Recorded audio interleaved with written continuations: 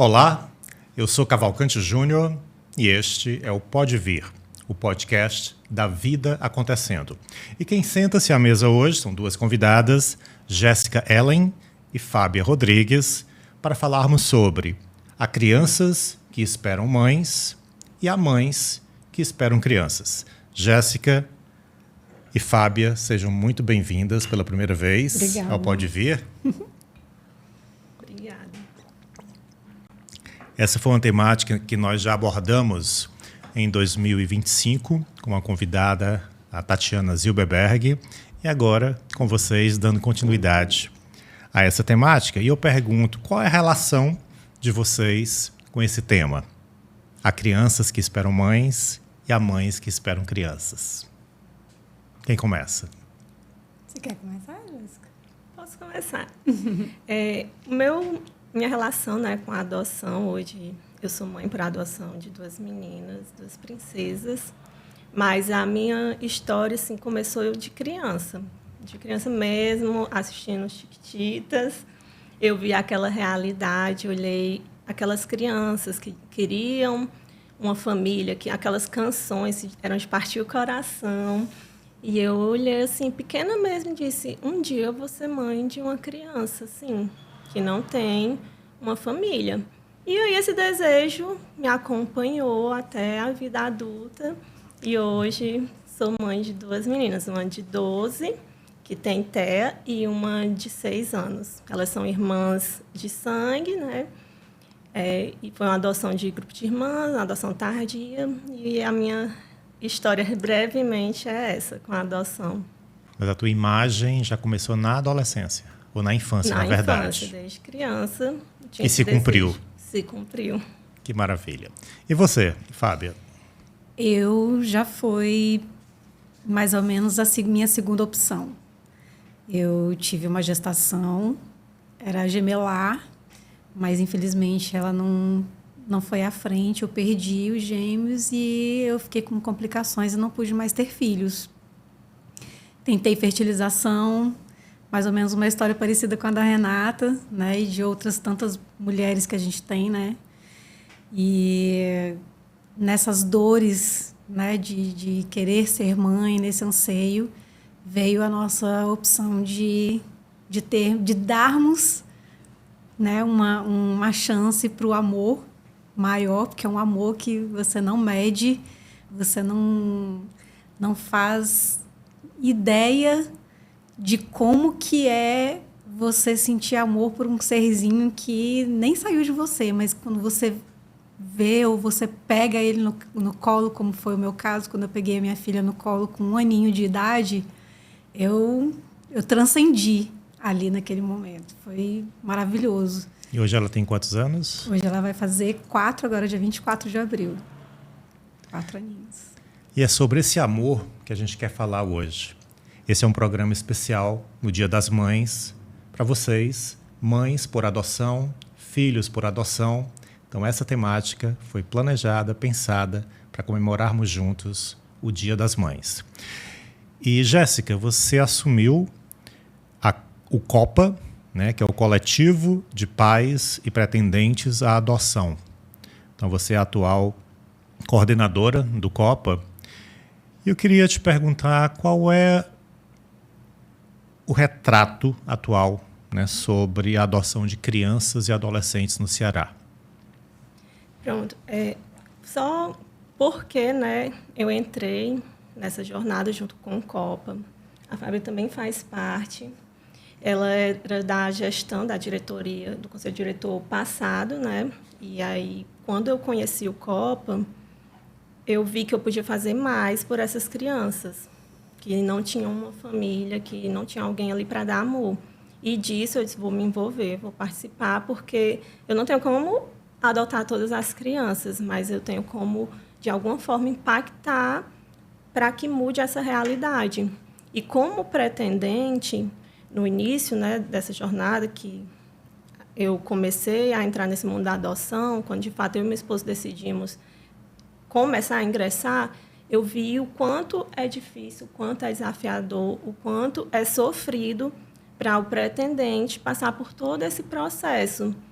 E aí, hoje, muitas famílias levam anos, 4, 5, 6, dependendo do perfil que colocou ali, dependendo da cidade que está, de como funciona o processo ali naquela cidade. Para quem não conhece o processo, fala para a gente sobre as etapas. Quais são essas etapas? A pessoa, quando ela decide, né, tem interesse em adotar, ela tem que juntar uma série de documentos para enviar para a vara da infância, né, do seu município, a sua comarca.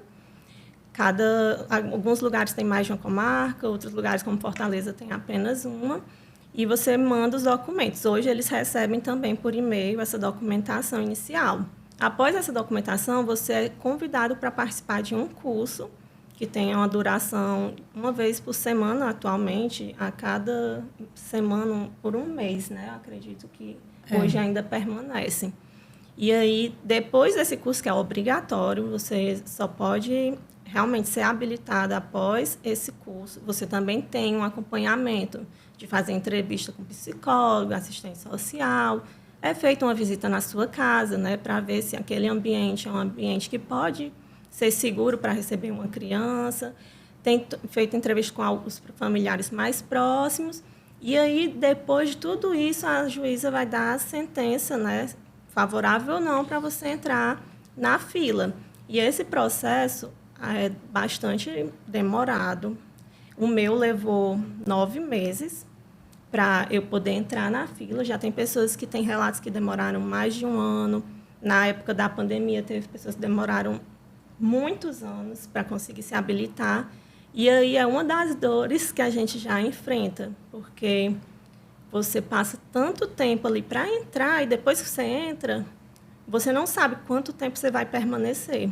Então, do momento inicial que você juntou os documentos, à chegada das tuas filhas, foram quantos anos? Foram uns 2 anos, mas as minhas filhas elas foram através da busca ativa, não foi da fila em si. Porque eu estava na fila... Diferencia para a gente. Isso. A fila, você entra, tem um perfil que você coloca inicialmente e você fica esperando que... Na verdade, a gente está na fila para que a próxima criança que bate com o nosso perfil seja vinculada a nós. Já existem as crianças que são as crianças que não tem nenhum pretendente com aquele perfil esperando por ela, que é o quê? Grupos de irmãos, idades de crianças mais velhas, questões de saúde. E essas crianças são inseridas na busca ativa do próprio sistema, do Sistema Nacional de Adoção. E aí o pretendente habilitado, depois que você tem a sua sentença, você tem acesso a esse site e você vê as crianças de todo o país. E nessa visita ali, eu e meu esposo nos apaixonamos pelas nossas 2 filhas e estamos com elas há 6 meses. Sou uma recém-mãe. Parabéns, Jéssica. E para você, Fábia, essa espera foi de quanto tempo? Eu fui um pouquinho mais que a Jéssica. O meu processo ele demorou praticamente 5 anos. 5 anos? Desde a entrega das documentações até eu receber a minha filha, foram quase 5 anos de espera. E nisso que a Jéssica está falando, o COPA tem um papel muito importante nessa história toda, né? Porque nós não somos só um grupo de apoio à adoção de pretendentes, né? Nós somos um grupo que ele milita por dar voz a essas pessoas, que hoje, nesse mundo da adoção, tem um assunto que poucas pessoas falam porque não se tem informações. Nós temos 3 grupos de invisíveis dentro da adoção, né? Que o primeiro é o pretendente, o segundo é o acolhido e o terceiro são as biológicas, as mães genitoras, que a gente chama, né? Que não querem aquela criança e, por vezes, por falta de conhecimento, deixam na rua, deixam numa caixa de papelão, deixam no lixeiro. E elas não têm o conhecimento de que, por lei, elas podem entregar o filho delas com sigilo total. Elas não precisam dizer quem é o pai, elas não precisam informar a família delas, porque muitas vezes a gente não sabe o que foi que aconteceu com aquela genitora, né? Então, a gente expor ela a mais uma dor de ter que dizer quem é o pai, de ter que expor ela a isso, Então, ela Ela tem pode esse fazer direito. isso em total sigilo. Total sigilo. Ela pode procurar o Ministério Público, né? Tem até um número, Jéssica, depois você dá uma olhadinha para a gente informar o número, né? Que é importante a gente divulgar esse número para que essas mães saibam Que elas podem se direcionar ao Ministério Público. Pode se direcionar. E não serão penalizadas. De forma alguma. Elas têm total direito, e isso é previsto no ECA, que elas podem entregar. Então, a gente tem essas 3 invisíveis. Né? O pretendente que está lá na fila, que os burladores que fazem as adoções a brasileiras não estão nem um pouco preocupados se eles estão na fila há anos esperando um filho para adotar ou não. Os nossos acolhidos que estão dentro dos abrigos aí super lotados aqui em Fortaleza, principalmente, e que eles não têm voz. Você não conhece a criança que está lá dentro do abrigo, né? Eu, que sou pretendente, também não conheço. E o meu filho pode estar lá dentro, em qualquer um desses abrigos, e eu não sei onde é que ele está, porque ele não tem voz para dizer onde ele está.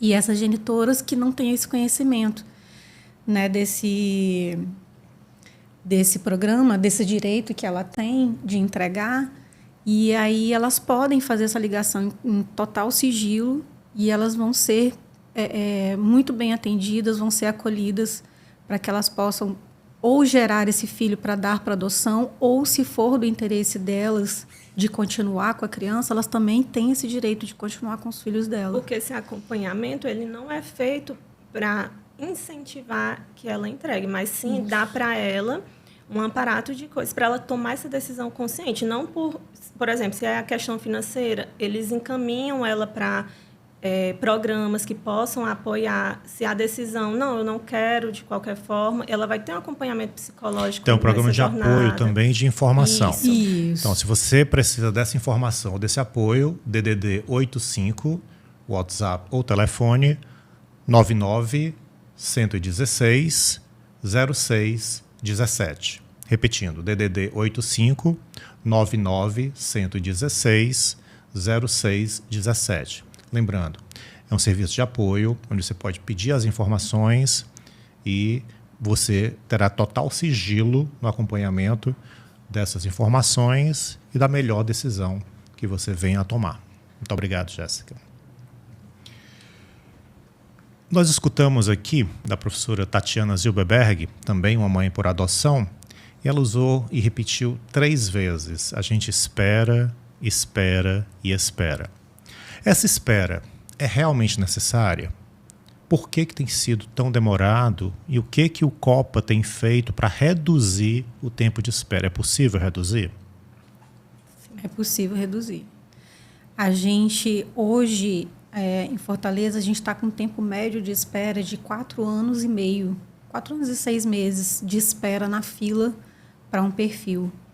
E aí você fala, mas... que na verdade não, né, todos falam, né? Mas tem mais crianças do que pretendentes para adoção, né? Isso é verdade?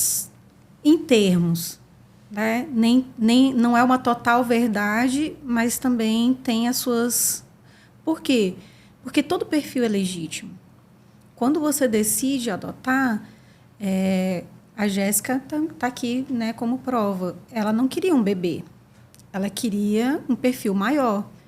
Então, o perfil dela é legítimo. Ela viu com o esposo dela que o que se encaixava na vida dela, o que ela podia se dispor, eram de crianças maiores e era o desejo dela. É legítimo. Quando eu fui... A primeira vez que eu tive contato com a adoção, eu queria beber. Eu queria passar por aquele momento de ter o meu filho no colo, de trocar fralda, de dar mamadeira, de acordar à noite, enfim. Né? Também era legítimo. No dia que eu tive contato, de fato, com um abrigo, que eu pude ver a realidade daquela criança, né, das idades que estavam ali dentro do perfil, mais do que depressa, a gente mudou o nosso perfil. Colocamos de 0 a 4 anos de idade e poderia ter irmãos. Então, quando eu vi aquilo, quando você vê, você sabe o que você tem capacidade de acolher ou não. Por isso que é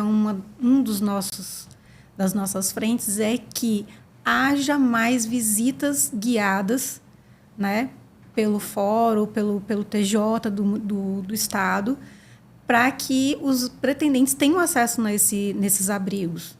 A gente tem vários casos. Um mais recente agora, que também faz parte da nova diretoria, que é a Vanessa e o Talvani. O perfil deles era de 0 a 4 anos, se eu não me engano. Numa visita guiada, dentro de um abrigo, eles se apaixonaram pelo filho deles de 17. Então, a gente só se apaixona pelo que nós vemos. Então, se a gente... E é onde a gente entra dando voz para esses nossos filhos. Por isso o lema do Copa: se um não é meu filho, todos são, porque eu não sei onde é que ele está. Então, eu preciso brigar por ele, seja onde ele estiver. Né? E aí, nessa briga do tempo, a gente tem mandado muitos ofícios, a gente tem conversado com algumas pessoas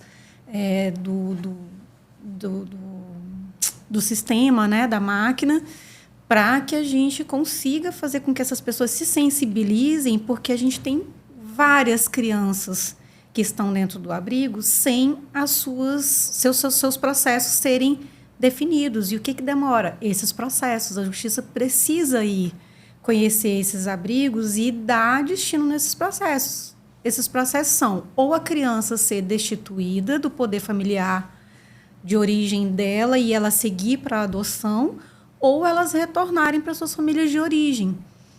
E aí a gente tem um termozinho que a gente usa, que infelizmente a gente ainda tem muito no judiciário, que é o biologismo. O que é o biologismo? A maioria dos casos, praticamente, esse pessoal, eles vão atrás de um avô, de um tio, de um vizinho, não sei de onde, dessa criança, para tentar reinserir essa criança novamente no seio familiar dela. Ok, até aí. Mas só que demora muito esse processo. E, às vezes, as crianças chegam lá recém-nascidas e saem de lá com 17 anos de idade, que é o caso do filho da Vanessa. Ele entrou bebê e ele está saindo com 17 anos dentro do abrigo. Aonde que estava a justiça nesse momento? Então, a gente precisa tá indo atrás, precisamos, pretendentes, sermos protagonistas para que essas histórias não demorem 17 anos para ter um fim feliz. Elas precisam diminuir muito tempo.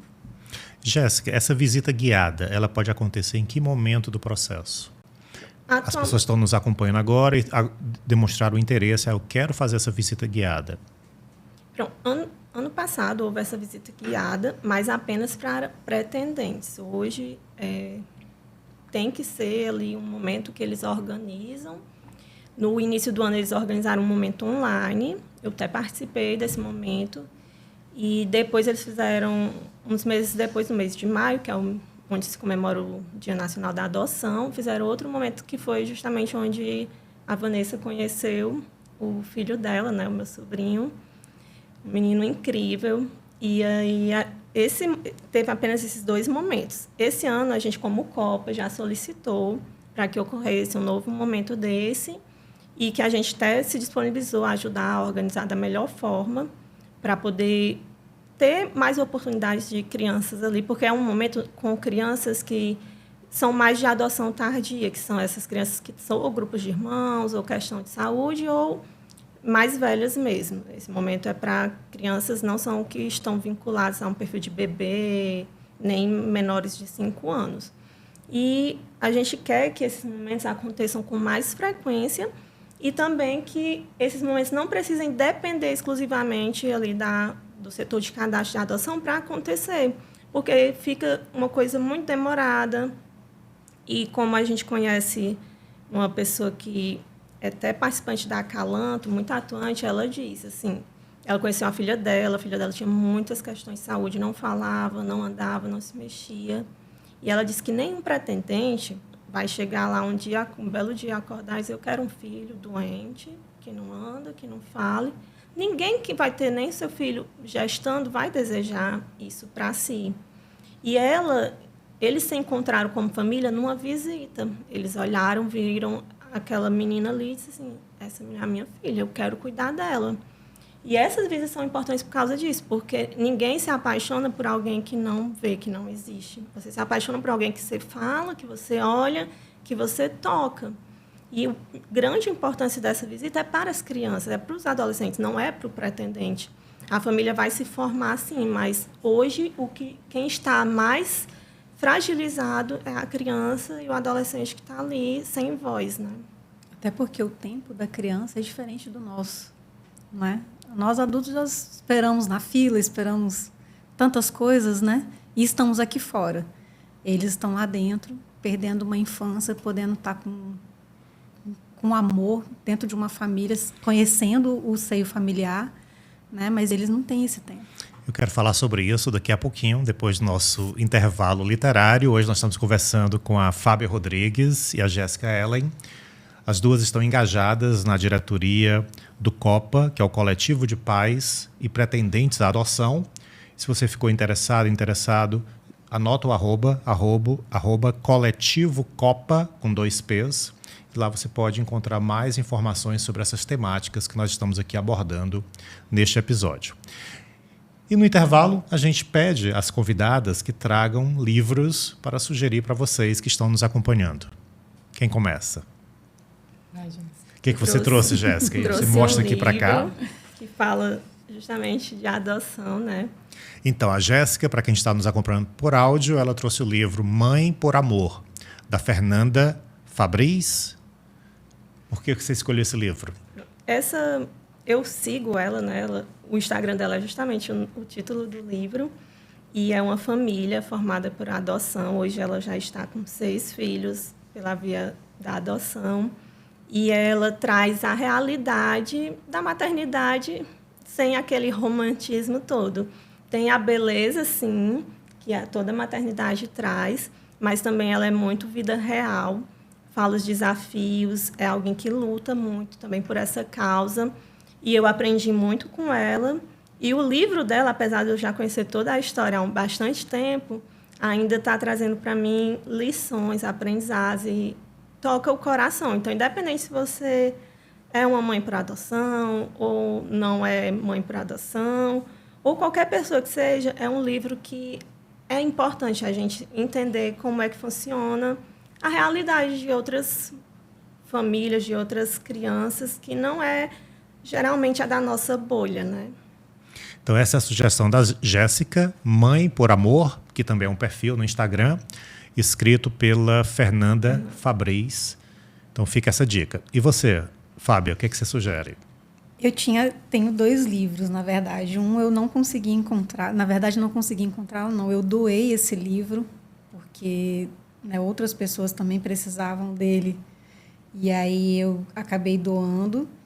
Mas um dos livros que é também sobre adoção, que chama As Dores da Adoção, do Luiz Schettini Filho. Então, As Dores da Adoção, aqui, né? do Luiz Schettini Filho. Isso. Por que você recomenda esse livro? Porque ele fala das dores reais dos 2 lados, tanto dos pais por adoção, quanto dessas crianças que chegam, porque independente da idade, eles vão chegar com uma bagagem, eles vão chegar com dores, e a gente precisa estar preparado para acolher essas dores, né? Acolher as nossas e as deles. E você tem um segundo livro também? Tenho. Esse daqui já é um pouquinho mais preparado para a gente, né? Então, não só para pais. O livro que a Fábia está mostrando é Em Busca de Sentido, do Viktor Frankl. Isso. Ele é um psicólogo.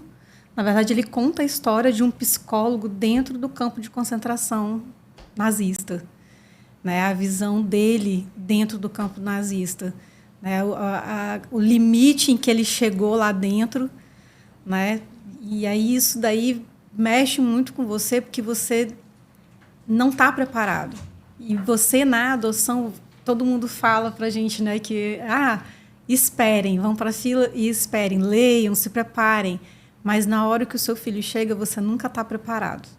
Porque são momentos diferentes, são coisas, sentimentos diferentes que você não consegue, você não vai estar preparado em momento algum para o que vem ali. Então, eu acho que ele ajuda um pouquinho. Então, essas são as sugestões de hoje. Espero que vocês gostem e busquem essas obras. Fábio, eu queria voltar para a temática dos abrigos e para os danos dessa espera. Então, qual é a realidade dos abrigos hoje e quais são os danos que esse tempo de espera causa na vida de uma criança ou de um adolescente. Como o caso que você citou, de uma criança que ficou de 0 a 17 anos de idade. Isso. Toda a sua infância e toda a sua adolescência dentro de um abrigo. Exatamente. Quais são os malefícios disso? Tem estudos hoje que dizem que a cada 1 ano de abrigamento dessa criança, ela tem um atraso cognitivo de 3 meses. Isso tem estudos que já falam a respeito disso. Imagina uma criança que passou 17 anos dentro de um abrigo, né? Infelizmente, a realidade de Fortaleza está bem séria. Todos os abrigos estão com superlotação. Todos Estão com superlotação. Inclusive, agora, recentemente, a gente teve, inclusive, que foi notícia, né, nos telejornais, de um abrigo que foi fechado, porque a coordenadora de um abrigo achou que ela podia pegar um bebê de entrega legal, por exemplo, dessas genitoras que a gente comentou antes, e ficar com esse bebê na casa dela para beneficiar um outro casal amigo dela. Isso é ilegal. Absurdo. É absurdo. Porque aonde que está o MP que é responsável por essa gestão, por essa supervisão? Em que momento que eles foram lá e deram falta dessa criança? Ou se foram, né? Porque se tivesse sendo feito realmente essas como fala? Fiscalizações. Isso. Essas fiscalizações, em algum momento teriam visto que essa criança não estava no abrigo e estava na casa dessa coordenadora, né? E isso é só uma das provas de que os processos precisam caminhar. Porque no momento em que esse processo, depois de 8 meses dessa criança de entrega legal, que ela deve ter chegado com dias, com certeza, nesse abrigo, depois de 8 meses, essa criança foi vinculada a um casal, esse casal foi para a visita e aí que foi se dar falta dessa criança lá dentro do abrigo. Então, a gente precisa ter cuidado demais. Isso aconteceu em Fortaleza. Em Fortaleza. E aí acabou que o abrigo todo foi penalizado porque ele foi fechado. E essas crianças foram para onde?